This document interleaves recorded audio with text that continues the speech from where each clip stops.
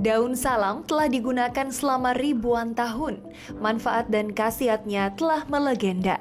Peradaban Yunani dan Romawi kuno sangat menghargai daun yang satu ini. Begitu terhormatnya daun salam dalam peradaban mereka, membuat daun yang satu ini dijadikan bahan utama bagi pembuatan mahkota kaisar di zaman Romawi kuno, seperti yang dipakai Julius Caesar. Bagi orang Romawi kuno, daun salam merupakan simbol kedamaian, kebijaksanaan, dan perlindungan. Di Indonesia, salam merupakan tanaman yang tumbuh di pekarangan rumah maupun kebun. Kegunaannya juga sudah dikenal dari zaman nenek moyang sebagai bumbu masakan karena aromanya yang khas. Tapi fungsi daun salam tak berhenti di situ. Daun salam juga dianggap berkhasiat sebagai obat tradisional untuk menyembuhkan flu, sakit kepala hingga insomnia. Kandungan antioksidan dalam daun salam juga diklaim mampu mencegah pertumbuhan sel kanker, sedangkan minyak atsiri yang dihasilkan dari penyulingan daun salam, konon kabarnya juga bisa dipakai untuk obat anti serangga hingga bahan campuran dalam industri parfum. Sayangnya, di balik kisah khasiat daun salam ternyata ada efek samping yang menghantuinya. Penggunaan daun salam berlebihan dianggap bisa menyebabkan gangguan pencernaan, alergi, infeksi kulit, sesak nafas, hingga asma. Walaupun daun salam kabarnya bisa mengontrol kadar gula darah, tapi konsumsi daun salam yang dibarengi dengan obat diabetes justru bisa menurunkan gula darah terlalu drastis. Keadaan tersebut justru bisa membahayakan kondisi penderita diabetes. Bukan hanya penderita diabetes yang perlu waspada dengan daun salam. Ibu hamil dan anak-anak kabarnya juga tidak boleh mengkonsumsi daun salam. Benarkah begitu? Lantas berapakah dosis amannya? Bolehkah dikonsumsi berbarengan dengan obat-obatan lain? Nah, untuk menjawab semua pertanyaan tadi, mari kita simak apa kata dokter di Ayo Hidup Sehat berikut ini.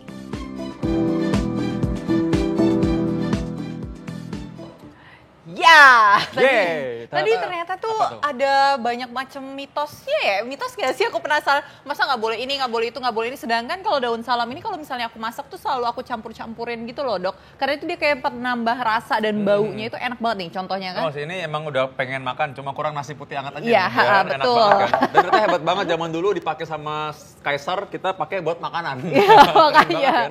Nah, tapi katanya selain ada punya manfaat kesehatan, ini juga katanya nggak boleh dikonsumsi terlalu banyak, karena ada bahayanya. Padahal kan enak banget. Nah, langsung aja kita panggil Dokter Ida Gunawan, spesialis gizi klinik. Siang, Dokter. Selamat siang, Dok. Dokter cantik. Ini segar banget. Jangan-jangan karena sering makan daun salam ya. Iya. Nah, Dok, ini kita bahas mengenai daun yang mungkin sangat akrab. Yang kali ini sangat akrab di dapur ya, pertama ya. Dan mana wangi banget. Gimana nih kandungannya nih? Daun salam ini sering sekali dipakai ya oleh ibu-ibu, pasti kenal deh daun salam untuk pepes. Iya betul, pepes, Dokter. Kalau pepes ikan, pepes apa pasti ada daunnya. Nah, ini dia. Di dalamnya. Jadi itu penambah bau ya. Iya, Tapi kita langsung aja nih Dokter ke fakta mitos. Katanya kalau kita dengan mengkonsumsi daun salam ini, kita itu ada kandungan antioksidannya pada daun salam, jadi membantu untuk pengobatan kanker payudara. Itu fakta atau mitos, Dokter? Ini mitos. Oh. Ya. Mitos, memang daun salam ada antioksidannya, tapi antioksidan ini tidak kuat untuk mengobati kanker payudara. Kalau prosedur mengobati kanker payudara ya pasti kalau tumornya besar harus diangkat, kemudian kalau perlu di kemo ya di kemo, mau diradiasi, radiasi, obat hormonal dan sebagainya. Tentunya nggak mengandalkan hanya si daun salam aja, nggak bakal cukup ya. Oke, nah ini tapi enak banget sih kalau ada makanan yang campuran daun salam ya. Wangi sebagai bumbu ya, Iya. sebagai bumbu yang kaya manfaat. Nah ini daun salamnya. Nah Dokter, ini ada fakta mitos selanjutnya nih. Katanya untuk kita mengkonsumsi daun salam ini bagus untuk penderita diabetes. Itu tuh gimana Dokter? Itu fakta atau mitos, Dokter? Ini benar, dalam beberapa penelitian mereka melihat bahwa mereka yang mengkonsumsi, jadi ada satu penelitian ya, dia lakukan pada 20 orang. Mungkin sampelnya memang nggak banyak. Nah 20 orang ini setelah diberikan ekstrak dari si daun salam, ternyata kadar gulanya memang menurun kira-kira 10 poin. Dan itu cukup signifikan dibanding dengan kelompok kontrolnya. Nah, jadi, tapi orang jadi takut tuh Dok jadinya. betul, jadi harus jika Anda penderita diabetes, menggunakan ekstrak ini memang harus lebih hati-hati. Nah, iya tapi gimana tuh Ya. pengolahannya kalau untuk penderita diabetes nih dokter? Kalau untuk penderita diabetes, kalau misalnya gulanya kan dikasih pasti obat gula sama dokternya. Nah, lebih baik memang menggunakan obat gula yang diberikan oleh dokter. Itu yang terbaik caranya. Oke. Tapi jika ingin menggunakan daun salam boleh nggak? Boleh, asal konsultasikan dulu dengan dokternya. Tanyakan pada dokternya dosisnya berapa sih obatnya, apakah aman. Kalau memang pasiennya itu cenderung gulanya rendah-rendah, maka jangan menggunakan ini. Ya kan suka sekali setelah pakai obat kencing manis gulanya terus drop. Iya. Nah jangan, nanti dia malah jatuh karena hipoglikemi. Nah, apalagi itu bahaya banget kadang-kadang nggak ketahuan ya, lagi tidur Betul. tiba-tiba pingsan udah Iya. nggak bangun lagi. Lewat, ya. iya. Nah, lagi tapi kalau misalnya ini sebagai pertanyaan, kalau orang yang pengen makan begini aja bukan ekstrak itu sebenarnya bahaya nggak? Karena mereka jadi takut nih makan kalau dicampur udah begini nih. Aman, karena dia sebagai bumbu dapur. Bukan ekstrak jadinya Bukan, ya. jadi yang namanya bumbu dapur kan paling diambil 2-3 lembar, 5 lembar. Kalau ekstrak, mereka lakukan penelitian menggunakan hampir 500 gram daun. Nah, katanya kalau misalnya kita menggunakan ekstrak daun salam ini, itu tuh bisa untuk mengatasi, mengobati peradangan. Itu benar dokter? Atau mitos? Ini adalah mitos. Ya, kalau enggak nanti semua orang pada sakit tulang itu pada minumin dan sembuh. Ya, enggak juga, enggak seperti itu ceritanya. Atau ya. jangan-jangan ditaburin di depan lutut yang lagi meradang gitu, mungkin Iya, bisa. atau nggak jadi oles-oles gitu. Jadi seperti tumpuk kemudian ditaruh ya Iya. kayak salep gitu, enggak seperti itu. Oke. Jadi ini adalah mitos ya. Nah, ini ada lagi yang penting nih, kalau orang yang suka mungkin kadang-kadang dia merasa punya batu ginjal, Ya. lalu dia mengobati diri sendiri dengan daun salam ini. Mitos atau fakta kalau dia bisa mengobatinya? Nah, ini adalah mitos. Oh, Jadi mitos juga, gini, dokter. daun salam ini bagus untuk menurunkan kadar asam urat. Asam urat, iya. Oh, Ya. yang kolesterol itu bukan sih dokter? Ya, bukan, beda. Beda lagi? Kolesterol dan Oh. asam urat itu beda istilah dan beda kondisi memang ya. Oke. Jadi dia memang bagus untuk penurunan asam urat. Nah, asam urat yang terlalu tinggi itu kadang bisa bikin batu ginjal. Nah, mungkin ini yang dikaitkan. Tapi yang betul adalah dia bisa ikut menurunkan kadar asam urat, itu adalah fakta. Oke, nah tapi dokter ini katanya itu ada yang beredar juga nih katanya fakta mitos ya, ada katanya itu daun salam ini dapat menjaga kesehatan otak. Itu fakta atau mitos dokter? Mitos. Mitos. Iya. Udah Ini hampir adalah ya, sering mitos. minum Iya, ya. Kalau rasa-rasa agak-agak kurang waras dikit. Agak Pengennya minum itu gitu. Biar agak sehat. lemot gitu ya minumnya. Iya Ini adalah lagi. mitos. Berarti ternyata mitos ya dokter ya? Mitos ya. Oke. Nah, tapi ini kita penting banget mengenai apa namanya daun salam ini. Banyak yang beredar mengenai daun salam bahwa dia bisa sebagai tanaman obat, tadi kita udah bahas, sebagai penyedap masakan sih pasti. Iya. Nah, cuman setelah ini kita akan bahas lagi mengenai apakah sebenarnya bahayanya selain itu kalau konsumsi terlalu banyak. Kita lihat setelah yang berikut ini, tetap dalam acara Ayo Hidup Sehat.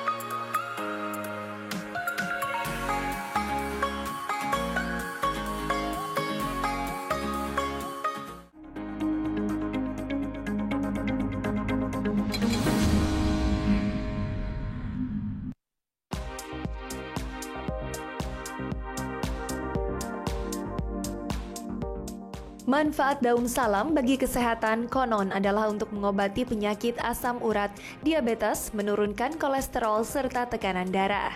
Nah, ada cara konsumsi daun salam yang cukup mudah, yaitu di jus.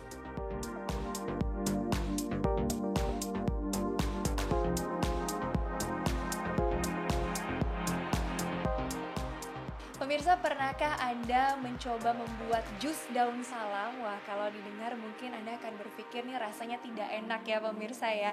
Jangan khawatir karena di samping saya ini sudah ada Bu Wati yang juga memang pengkonsumsi olahan dari jus daun salam ini ya Ibu ya. Iya. Ini katanya Bu Wati ternyata daun salam itu rasanya kalau di jus itu tidak seperti yang orang-orang bayangkan ya Bu, karena ternyata ada tambahan lain pemirsa buahnya. Ini Bu Wati, kita kan hari ini mau bikin jus daun salam nih. Apa aja sih coba bahan-bahannya Bu? Bahan-bahannya ini daun salam 5 lembar, 5 lembar. tapi udah direbus ya. Nah, ini yang segar atau Iya. harus dijemur dulu Bu? Yang segar juga bisa, Yang segar ya. yang dijemur juga bisa. Oke, ini kita pakai yang segar Pakai ya yang Bu ya. segar, Oke.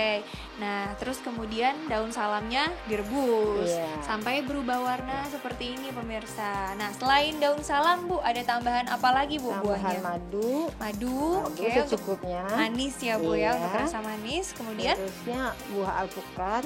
ada buah alpukat. Ini nih dia pemirsa Iya. yang bikin spesial ya Ibu ya. Kenapa dicampur dengan alpukat Bu?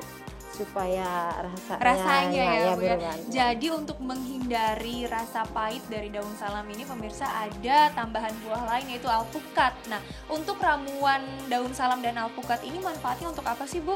Untuk mengurangi kolesterol. Mengurangi kolesterol. Dan iya. Ibu sendiri memang sudah mengkonsumsi Sudah, iya. ramuan seperti ini gitu ya Bu ya. Sudah berapa lama sih Bu kalau boleh tahu? Ya, sudah beberapa tahun inilah. Berapa tahun ini ya? Iya. Itu memang rutin ya Ibu minum? Iya. Oke, selanjutnya ada apa lagi Bu bahan-bahannya? Ini ada Es batu es ya. batu, iya. Biar sedikit lebih segar. Iya.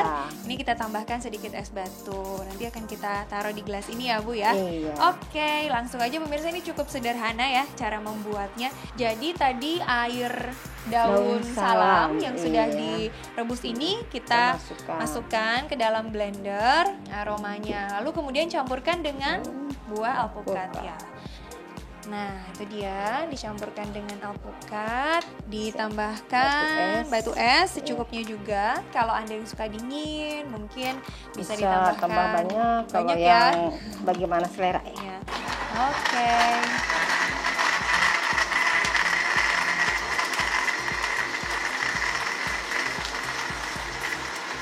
Nah, Kasih madu. sudah jadi nih pemirsa, tinggal ditambahkan Madu. madu, lalu diaduk-aduk, baru siap untuk disantap ya Ibu ya. Iya. Di blender lagi atau diaduk aja Bu? Boleh di blender supaya rata, Supaya tapi nggak usah lebih terlalu lama, ya bercampur merata. lagi ya Bu ya. Iya. Oke, wah. Oke, sudah siap pemirsa, ini kita taruh di dalam gelas. Nanti saya cobain ya Bu ya. Oh, Rasanya silakan. kayak apa ya? Soalnya kan pasti jarang ya orang yang Suka atau tahu ini. Nah pemirsa, ini sudah jadi jus daun salam dan alpukatnya. Katanya sih bisa menurunkan kolesterol ya Bu. Iya. Saya cobain dulu, coba.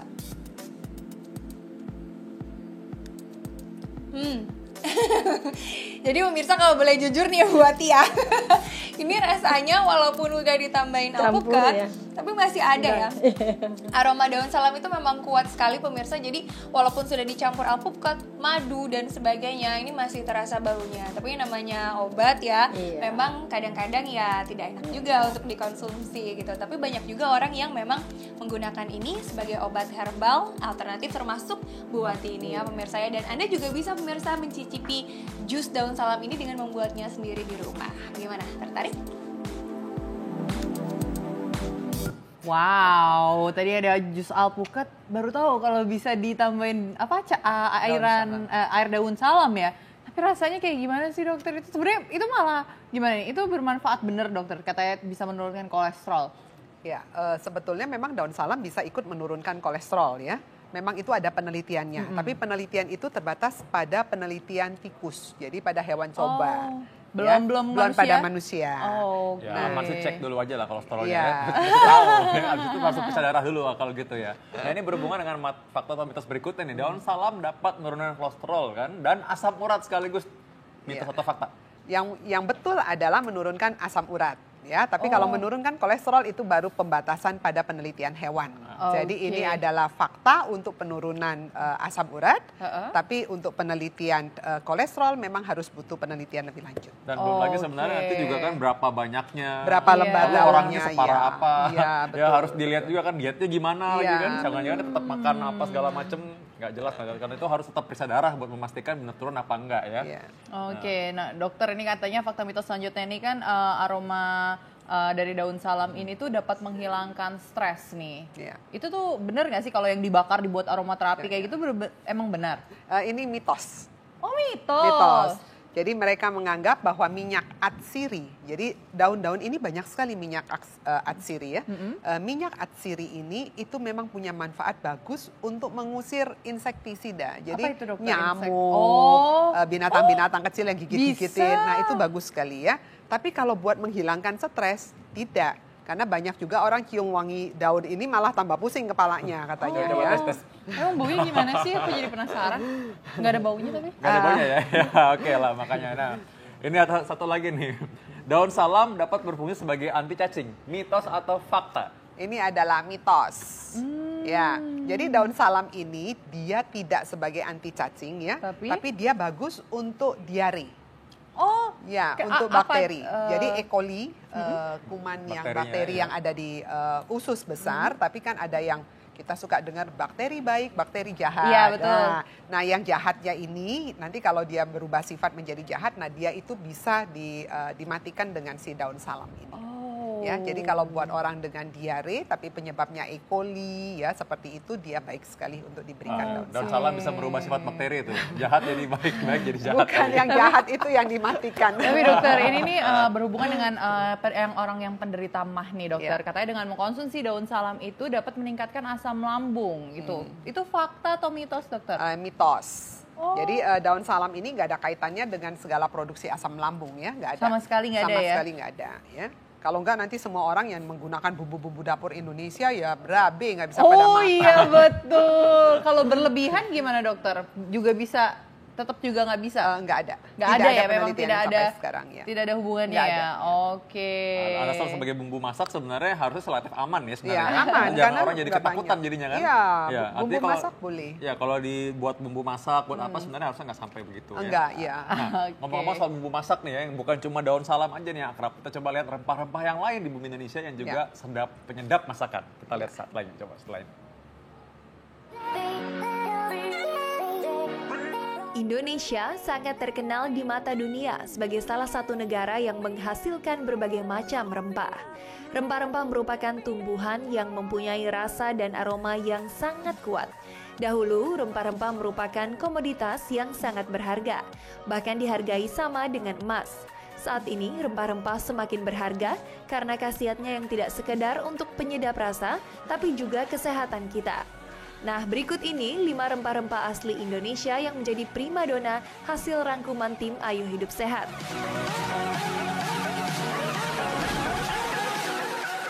Di urutan kelima ada kapulaga. Kapulaga termasuk dalam keluarga jahe-jahean. Kapulaga mengandung vitamin A, vitamin B, vitamin C, minyak atsiri, kalsium, dan zat besi. Umumnya kapulaga dijadikan bumbu untuk masakan Nusantara seperti kari atau gulai. Tapi jangan salah, selain untuk bumbu masakan, kapulaga juga bisa dimanfaatkan untuk kesehatan. Kapulaga banyak digunakan sebagai obat untuk mengatasi masalah pencernaan dan gangguan asam lambung.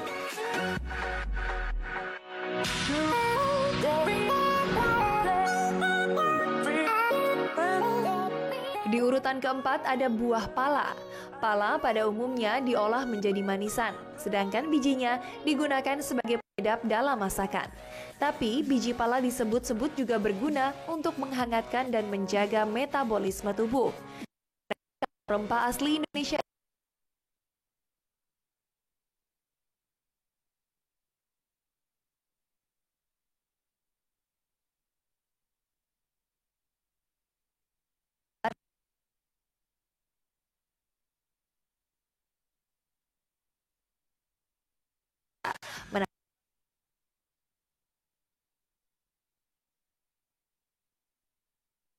di posisi rempah yang beraroma kuat, pedas, dan manis. Kayu manis umumnya dijadikan bahan campuran pada makanan maupun minuman asli Nusantara. Kayu manis juga dimanfaatkan untuk pengobatan tradisional seperti sebagai obat untuk meredakan diare, flu, dan untuk meningkatkan nafsu makan.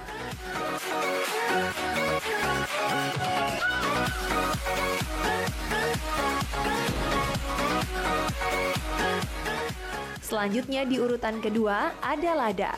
Lada adalah salah satu bumbu dapur yang sangat umum ada di dapur kita. Kandungan lada sangat beragam, yakni vitamin K, vitamin E, vitamin B1, B2, B3, serat, kalsium, dan seng. Lada umumnya dijadikan bumbu masakan Nusantara, seperti untuk sop atau tumisan. Selain sebagai bumbu, lada juga diklaim bermanfaat bagi kesehatan seperti untuk mengatasi bau mulut, memperkuat gigi, dan gusi. Tapi belakangan lada juga dijadikan bahan kosmetik hingga pewangi ruangan. Dan di urutan pertama ada cengkeh. Bukan cuma aromanya yang khas, khasiat cengkeh bagi kesehatan juga luar biasa. Cengkeh banyak mengandung zat-zat bermanfaat di dalamnya seperti zat anti-inflamasi, antibiotik, dan minyak esensial loh pemirsa. Tak heran cengkeh dijadikan salah satu bahan obat tradisional seperti mengontrol kadar gula darah, mengobati MAH, hingga melindungi kita dari kanker. Pada abad pertengahan di Eropa, 1 kg cengkeh dihargai setara dengan 6 gram emas murni.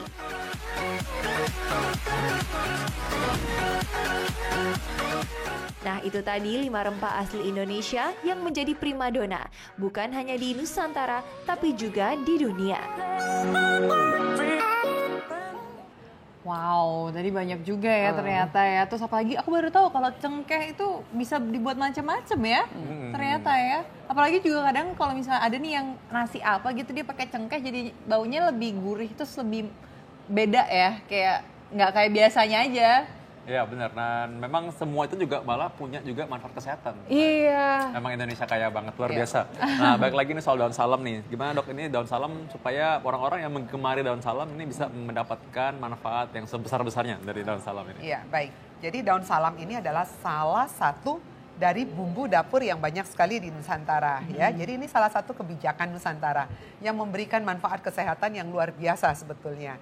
Jadi gunakanlah sebatas bumbu masak. Ya, jadi kalau ingin digunakan untuk pengobatan yang sudah terbukti memang ada penelitiannya adalah untuk asam urat. Asam urat. Nah, tapi kadar yang digunakan juga banyak. Jadi nggak bisa 3 lembar daun salam kemudian direndam, nggak seperti itu. Atau enggak sebanyak ini kalau dokter kalau Mereka menggunakan gram. Oh, Jadi gram. si daun salam ini mesti ditimbang. Jadi 5% per beratnya. Jadi dalam 100 gram itu harus ada 5 gram daun salamnya. Jadi 100 gram air maka ada daun salamnya kira-kira 5 gram kalau konsentrasi 5%. Kalau dia menggunakan konsentrasi 10% maka harus ada 10 gram. Makanya daun ini mesti ditimbang dulu. ditimbang dulu ya dokter. Setelah ditimbang, dibersihkan, baru dimasak untuk mendapatkan ekstraknya. Oh, ekstraknya. Jadi yang ekstraknya. dipakai ekstraknya ya, bukan Ekstraknya. daun Bukan salam. daunnya, bukan. Oke. Ya, jadi itu punya manfaatnya. Kemudian kalau sebatas bumbu dapur silahkan dipakai. Bumbu dapur itu kan paling banyak dipakai 5 lembar. Terlalu banyak juga nggak enak. Wanginya terlalu nyengat ya. Jadi rasa makanan kita memberikan aroma yang tidak seperti Oke. seharusnya. Tapi dokter kan kalau sekarang kan di Indonesia juga banyak nih yang udah kayak bawang dijadiin bubuk, semuanya dijadiin bubuk. Nah daun salam juga ada yang bubuk nih dokter. Iya. Itu sama nggak sih manfaatnya atau beda? Dalam penelitian mereka justru bikinnya dalam bentuk bubuk. Jadi daun salam ini ya mereka gunakan untuk penelitian sebanyak 500 gram daun salam kira-kira setengah kilo ya, kemudian dijemur, dipanaskan, setelah itu mereka potong cacah-cacah menjadi kecil, lalu diambil dengan teknologi ya, mereka peres minyaknya. Jadi minyak-minyak itulah yang mereka analisis, kemudian mereka berikan pada pada hewan coba. Nah, ya, jadi memang ada teknologinya mereka lakukan. Nah, kalau kita kan repot ini harus dijemur dulu, makanya. kemudian diperes pakai apa minyaknya ya? Diperes pakai tangan. Kalau saya pribadi sih lebih senang yang udah jadi aja lah, Ya, ada betul. tempe ricanya gitu misalnya. Kayak telur balado campur daun salam, nah, itu lebih asik kayaknya. Iya, betul. Pepes ikan ya, segala pepes masukkan. Iya kalau pepes enak Ya, banget sih dokter. betul, Ya betul. Coba sekali-sekali lah Dita masak lah terus bawa ke sini ya. Kalau nggak keracunan ya. Oke, nah dok terima kasih dok sudah Ya, memberikan informasi mengenai daun salam ini. Mudah-mudahan orang nggak jadi terlalu takut juga mengenai daun salam dan ingat bahwa daun salam ini tetap kalau dalam bumbu dapur aja manfaatnya banyak. Nah, Manfaatnya abis ini kita mau bahas apa nih? Nah tadi kan kalau kita sudah ngomongin katanya kalau daun salam ini yang sudah dibuktikan adalah menurunkan asam urat nih. Iya. Nah bukan menurunkan kolesterol. Nah setelah ini kita akan membahas tentang apa kolesterol dokter. Nah, jadi yang benar menurunkan kolesterol tuh dengan apa dan apa sih bahayanya? Jangan kemana-mana, tetap dalam acara Ayo Hidup Sehat.